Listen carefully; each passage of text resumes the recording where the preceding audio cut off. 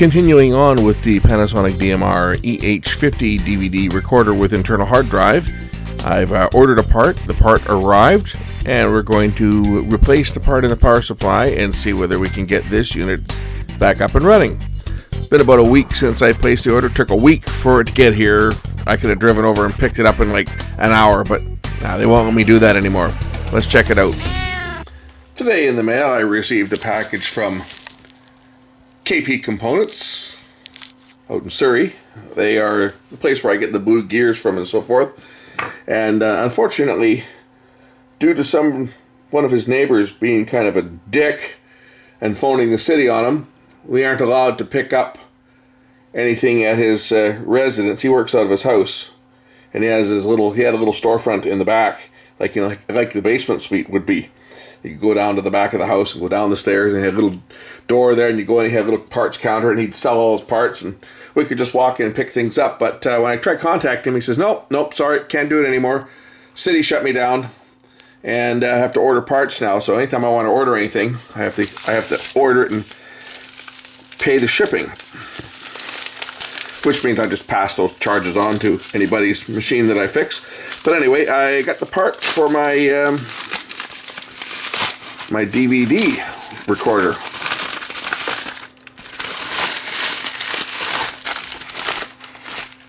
Okay, where is it? Oh, it's in here. This is probably the invoice for it. Yep.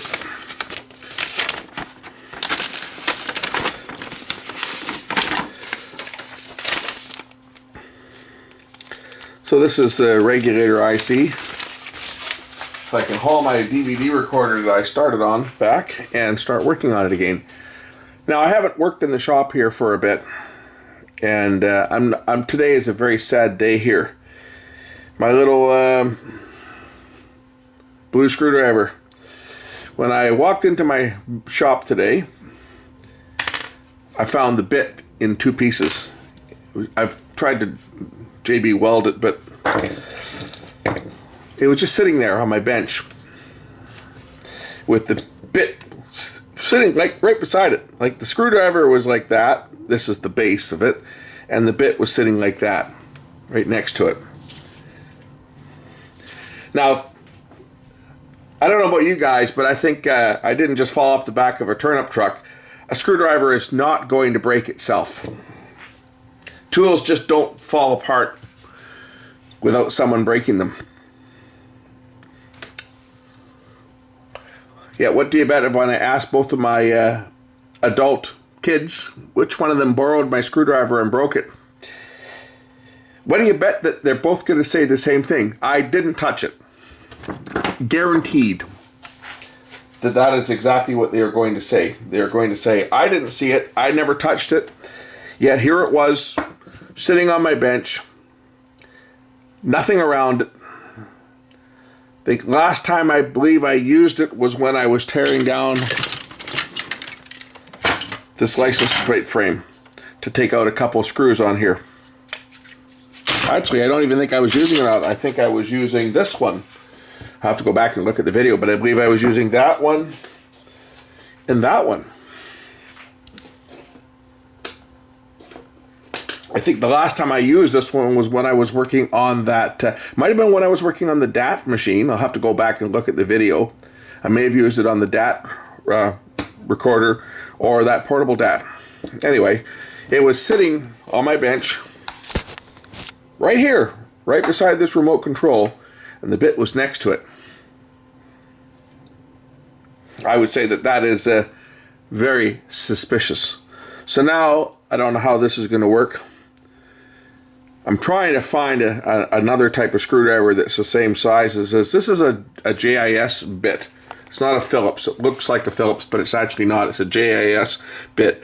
And I don't know whether it's a number 0 or a 00, but it's a... I do know that the precision screwdrivers that they sell, like the jeweler screwdrivers like these, this one's just a flat, but these ones, it's not the same size. You buy one of those kits, and it's not the same as this one. The only numbers on this is It's either SOIH or HIOS. Those are the only numbers, depending on what way you read it. Now, the screwdriver itself also has the same brand, right? It's either HIOS or SOIH. That's all that's on there. Anyway, it was one that I got years and years and years ago when I worked for Sony. I had this screwdriver issued to me. And when I left Sony, I took it with me, and I took it with me to the shop that I worked at for 20 years. I remember breaking the bit once. I never would use one of these things to pry anything, because I know that if you try to use this to pry, it is going to probably break, because it is, the material this is made out of was really brittle. Yeah, lots of torque. Well, even turning it, if something was jammed, if you turned it strong enough, like if you tried to use this to unscrew something that was really in there, this would break. Because I broke one of those once, probably 30 years ago now, maybe more. Oh, it'll be at least 30 years ago. It was a long time ago. And I had to buy a new one. And this bit, I had to order it from Sony at the time. I had to wait a long time to get it too, but I had to order it from Sony, and I think it cost me like $30 or $35 for the bit. And it was one that was required for camcorders. This is the size of screws that the camcorders use. So hopefully this is going to work now that I've kind of JB welded it. Won't be as long as it was, but hopefully this will get me going. Anyway, I'm back on the DMR EH50. Got to pull the top off it again. We'll get into the power supply and replace that part, and hopefully that's all that's wrong with it. All the caps I've already replaced, which you've already seen, because this is the second part to the video.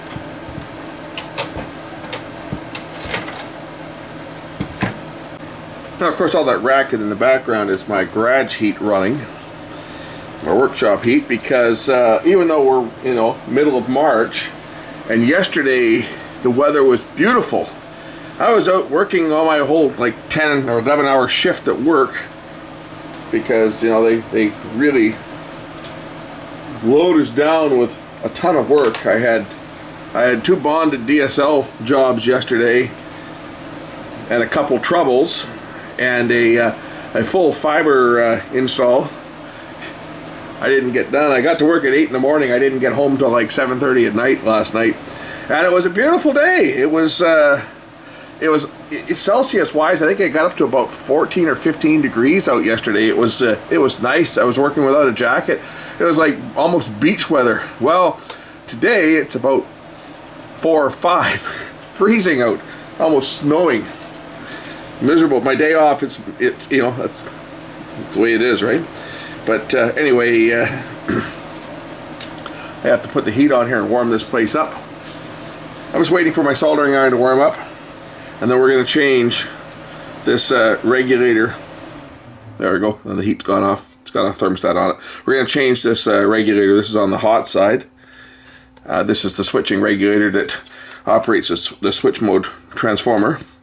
And if you remember, I already changed out the 4 caps that were FUBAR on this thing. Okay, this thing should be up to temperature, I'm thinking, by now. So let's just start working on this.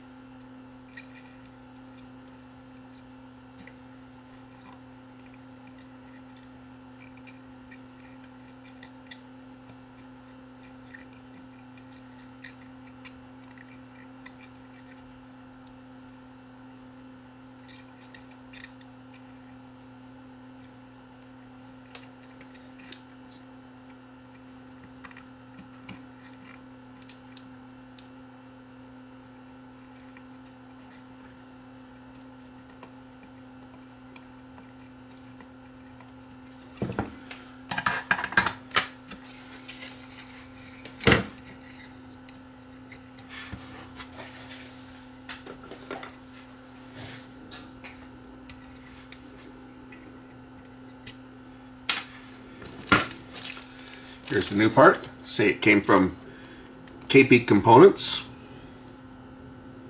If you're looking for parts for VCRs, whether they're gears, idlers, switches, semiconductors, heads, etc., these are the guys that will likely have the parts if anybody has them. And say they're locally local to me. They're only about a 20-minute drive, but as I was saying, I used to always go out and buy parts from him directly, but when I called him about this one, he says, nope, sorry, can't have you come up to the house anymore because the new mayor is something else there, and I don't know if anybody's been following the news, and I know local people here will know what I'm talking about, but what they were doing was, we just got Uber and Lyft here. Like, they've been trying to get into BC for the past 6 or 7 years, I guess now. And the prior governments were always keeping them out because the taxi lobby is very high. And the current provincial government, they've decided they were going to allow Uber and Lyft went through all the processes and got all their approvals. And the city of Surrey decided that they weren't going to let them have a business license, so that they couldn't pick people up there. And what they were actually doing, under the direction of the mayor, he was getting bylaw officers to book rides with Uber, and then when the driver showed up to pick them up, slapping them with like a $500 fine. Well, it's that same city where this company operates out of, and as I said, as of a few months ago, he's no longer able to have anybody come up and pay cash for parts and buy the parts. It's not like we're making it's not like we were creating a traffic jam or something. You park out on the street, several houses away, and walk up the sidewalk and walk up to his house and buy the parts. So it's not like we're parking in his driveway. We're not creating a traffic jam. Someone just walking up to his door and picking up some parts and leaving. But apparently he said one of his neighbors complained and he got shut down. So now we have to order parts, and anytime I have to order parts, it takes a while to get them. But that's the way it is. It's pretty reasonable. I think it's like $4 is what it costs to have the parts shipped out for shipping. So shipping is actually very reasonable. And he ships anywhere in Canada for that price. So for my Canadian viewers that are wanting to get parts, now you guys know where you can order them. You can order them right from his website, kpcomponents.co. Gonna get some heatsink grease.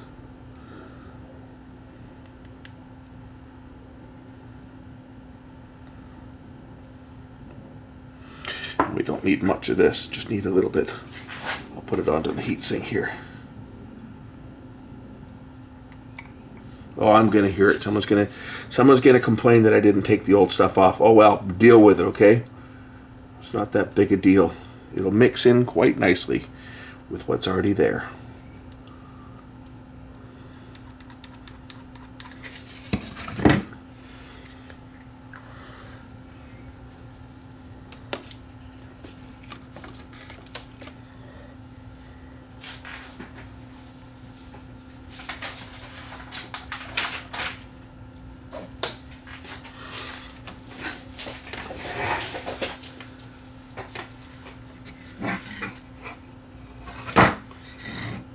Nice thing about the parts, when they're original parts, the legs are already preformed. So you can just drop it in place.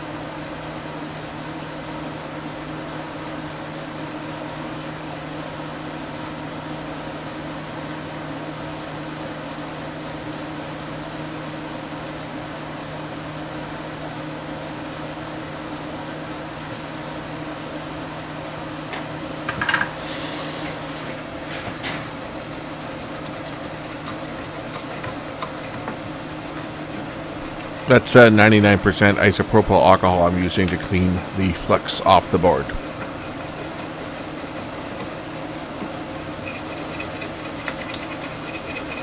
The reason I'm cleaning this off is because this is high voltage, high frequency, and even though rosin is not conductive,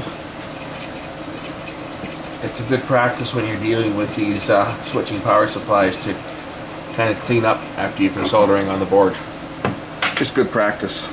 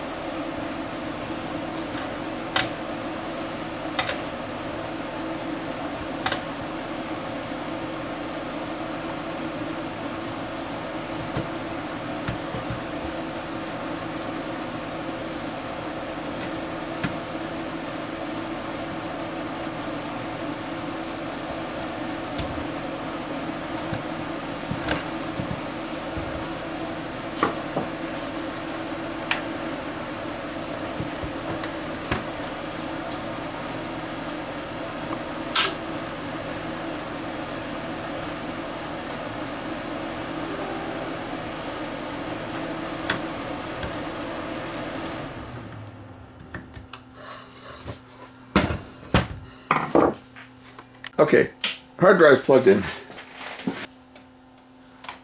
It says, please wait. Gotta wait for this thing. The display is not very bright to begin with, but in here, okay, hard drive spinning up. I think it's gonna work. You can hear it buzzing away. Please wait.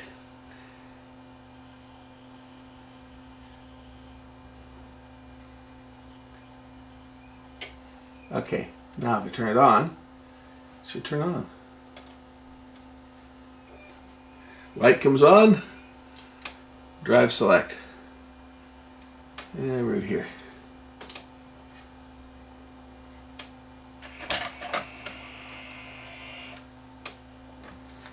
Let's try a DVD, and we'll try playing this thing back. There should be some recordings on the hard drive too, because I use this for a lot of stuff, so there's stuff on this drive. So let me get this hooked up. We'll verify that this machine's working. Now I should point out, I have 3 of these similar units. I have 2 DMR E20s, which were the first DVD recorder that Panasonic introduced, or one of the first. And then I picked this one up. I got this one from a little old lady who wasn't using it, and she sold it to me for 50 bucks. And I couldn't pass that one up. One of the unique things about this particular unit is the type of discs that it will write to. It'll write to dvd+r, dvd+r, dvd-rw, dvd+rw, and DVD-RAM. Now what exactly is DVD-RAM? Well, this is a DVD-RAM disc. It's a 2-sided 9.4 gigabit or gigabyte disc. This is the Type 4 because this will work with both the cartridge-based and the freestanding single discs. Cartridge-based discs, when you put them in, it opens up this shutter to expose. You can see the structure of that. We'll take a look at a DVD-RAM disc in close. We'll take a close-up look at one. And these can be taken out of these cartridges so that you can put them in a regular DVD player that supports DVD-RAM, which only Panasonic did. Nobody else supported DVD-RAM. So I have a player that will play DVD-RAM discs as well. I don't know if it works or not, but I do have a player that will play DVD-RAM. But I've got these 3 recorders, and these the cartridge-based ones were cool because you just drop the cartridge in like that and close it, and as you can see, it opens up the shutter, and it'll read the disc. DVD-RAM is like it sounds. It's like a RAM. It's like a hard drive.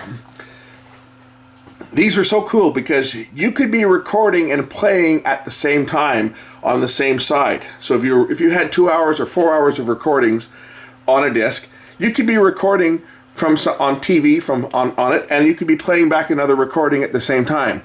You could time shift. You could be recording a show and start the show from the beginning, just like a hard drive.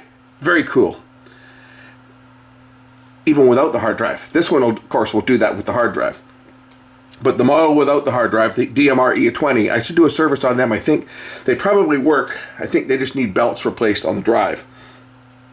I haven't used them in a long time, but I have two of them. I have a silver one that I bought. That was the first one that I paid a lot of money for, like $2,000 when they first came out. And then I found one at Circuit City before they went out of business. I think it was Circuit City in Bellingham. And they were blowing one out for like $200 US. And I bought it. So I have two. I have a silver and I have a black DMR E20. And then I've got this DMR EH50 with the 100 gig hard drive. So anyway, enough for me. I've loaded the disc. Let's take a look at what's on this disc. It's going to be something I recorded off TV because that's what I used to use this thing for, was recording off TV. So hopefully it's probably like, I don't know, probably something off True TV, I'm sure, or recorded it off satellite. There we go. Cops. Is it Cops? What is this thing? Anyway, turn the sound down on this thing here. Turn the sound down, but that's DVD-RAM. If I can pause it, I can skip ahead. I can play it at faster speed. I can speed it up. What the heck is this? True TV, right? I used to get this channel on satellite, so hopefully we're not pulling any. Oh, Cops was ending. That was Cops that was playing. That was a show that was ending. So this must have been a show that I recorded after that. Oh, I think this is World's Dumbest, of course. If you remember this show, this was since replaced by what was it? Fail Army, I guess. This was kind of Fail Army's kind of taken over. This is stuff that they pull off the internet and had celebrities make fun of them. Anyway, enough of that. If I bring up the, I think it's function, Disk Navigator. It's been a while since I've used this thing. Okay, there's only the one show on there. I recorded like a couple of hours. Yeah, 2 hours, 1 hour and 56 minutes when I recorded this. When did I record this? Well, I recorded it in May 27th of some year, but this was probably recorded at least 10 years ago, I would think. I used to get this channel off satellite, and I haven't had satellite TV in at least 10 years. So, used to get True TV was a channel that was available. It was a free-to-air channel. We could pick it up for the longest time on C-band, and it was just there. You could watch it whenever you wanted on the old big 10-foot dish. Let's try the hard drive out on this. So if I click on the hard drive button, it'll bring up the hard drive, and I've got a bunch of stuff on here. Let's see whether there's anything I can show you guys. I should have some of my own stuff on here, I think. I can let these ones play. These are some old classic TV commercials that I found on VHS tape. You guys will get a kick out of these. More high-end brands that guaranteed low prices.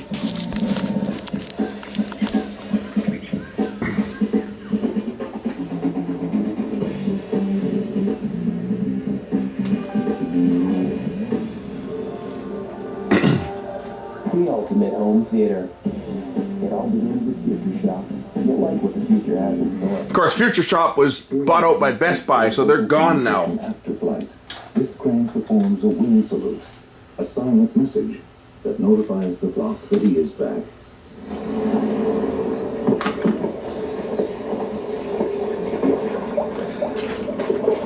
That kid was the kid from in Bad Santa. He's a local actor. Good thing you can send a silent message when you're too tired to talk. Tell us personal voicemail. Don't miss the...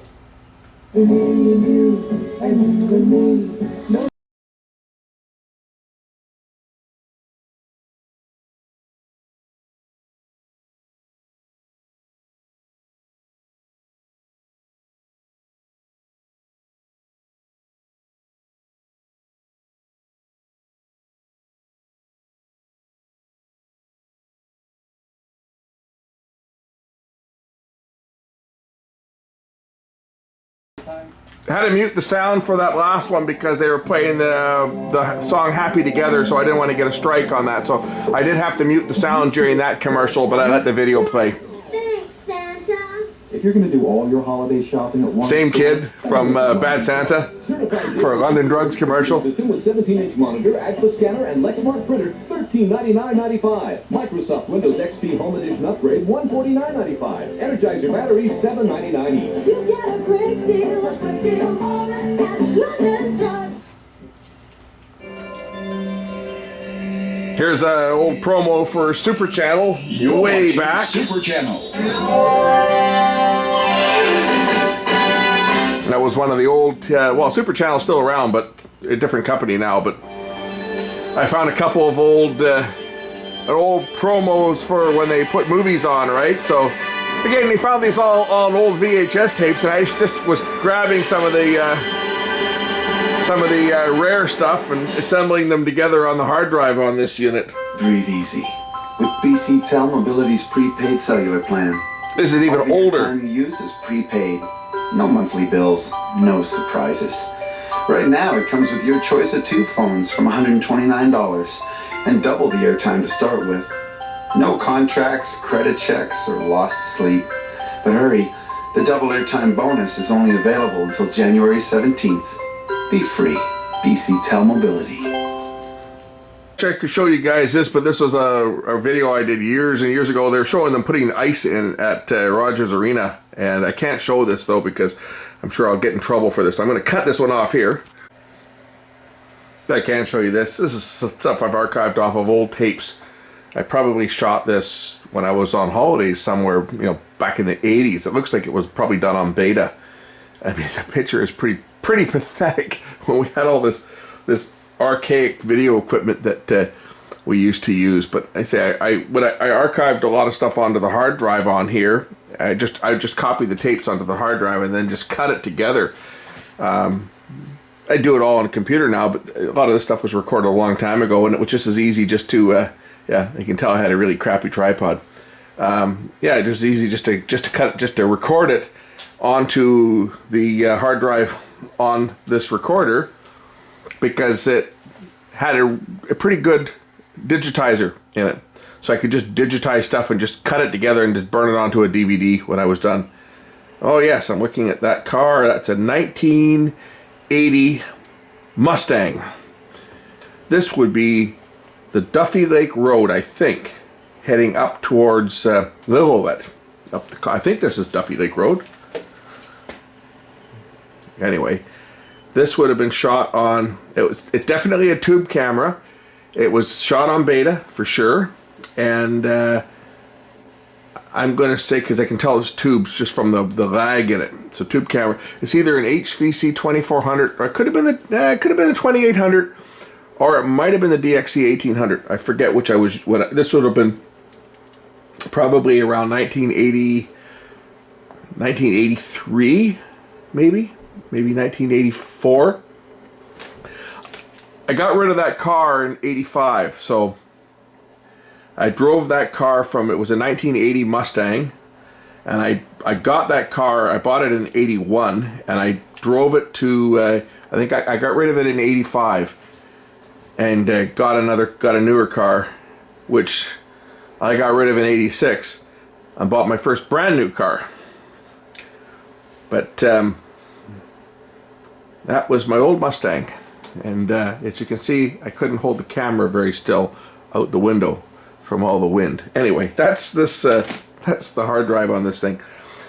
And what the thing with this deck is you can actually edit.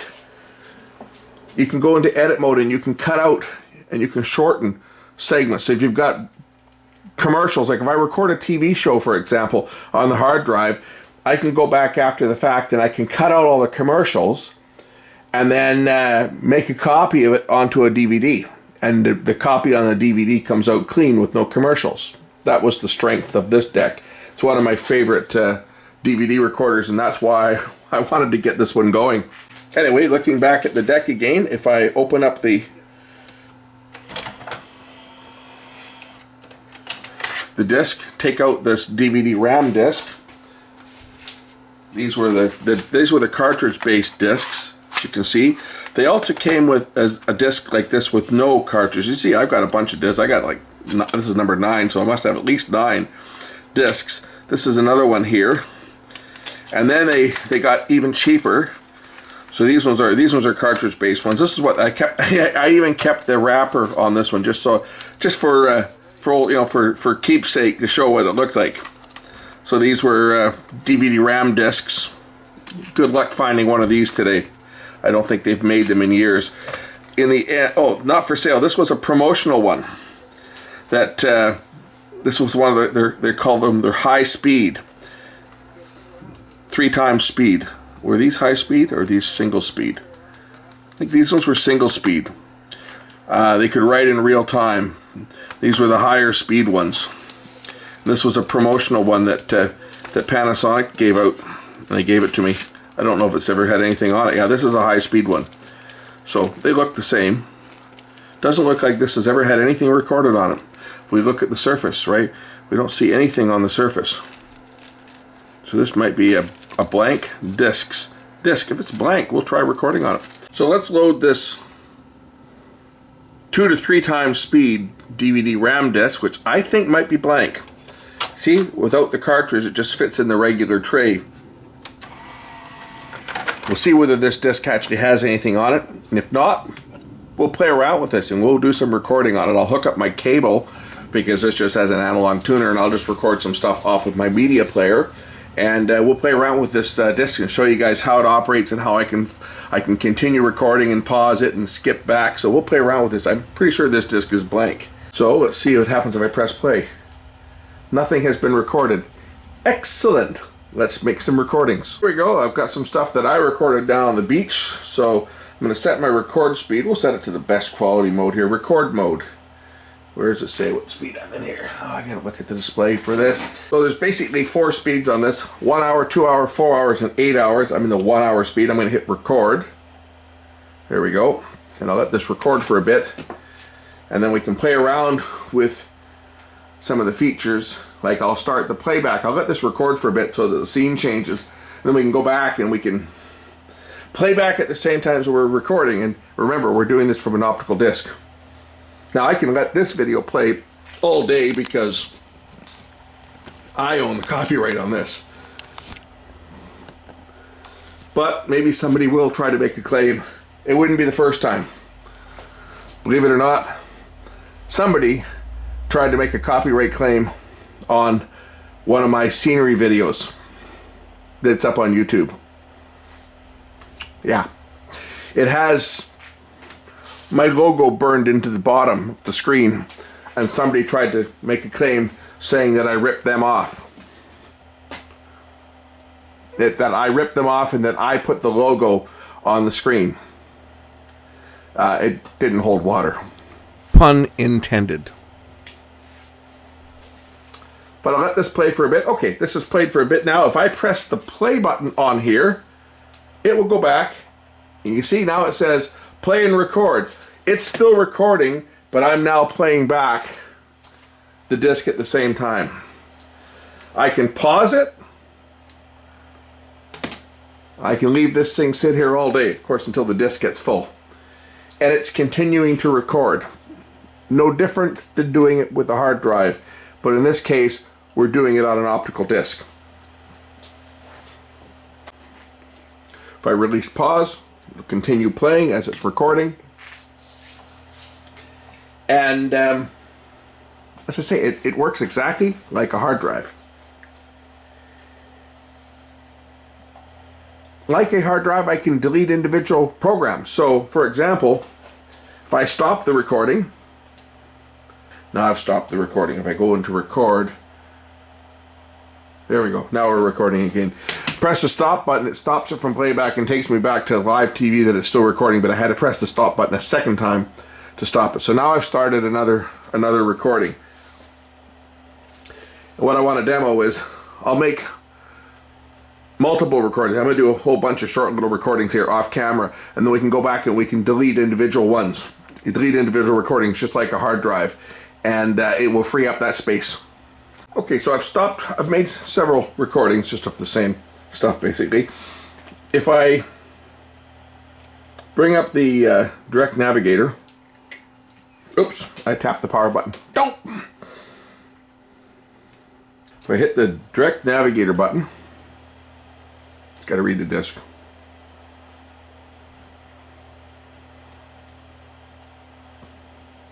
It'll show me that I've got 5 recordings of different lengths.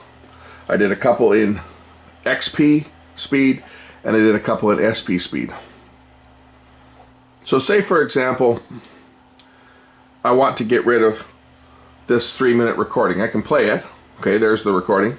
We already looked at that earlier. But say I want to get rid of that one recording. I can go to that one and I can hit the erase button. I think it's the erase button. It'll say the remaining time after erase, 1 hour and 27 minutes. Corresponding playlist chapters will be erased. So if I select erase, I've now erased that file. It takes a few seconds. And now I've regained that space. If I say I'm playing this one back, this is a little longer recording here. This is done in the SP speed, which is still very good. If I press the erase button on here, it'll say 1 hour and 49 minutes it remains after I erase this one. So I erase it. Right, so I just erased the 2 recordings in the middle. And now what I've got is I've got what was recording number 1 and recording number 4. Is now 1 and 2. You can see the timestamps on there. If I take number 1 and I erase number 1 by just pressing, hitting the erase button on here. If I press the erase button on here, I can erase this one. Now I've got 1 hour and 54 minutes remaining. And what was number 2 will now become number 1. That's how DVD RAM works. Just like a hard drive. And if I hit the erase button now while it's playing, I'll have 2 hours in SP remaining. Let's remove the disc and take a look at the actual disc itself. So I've hit the open close button.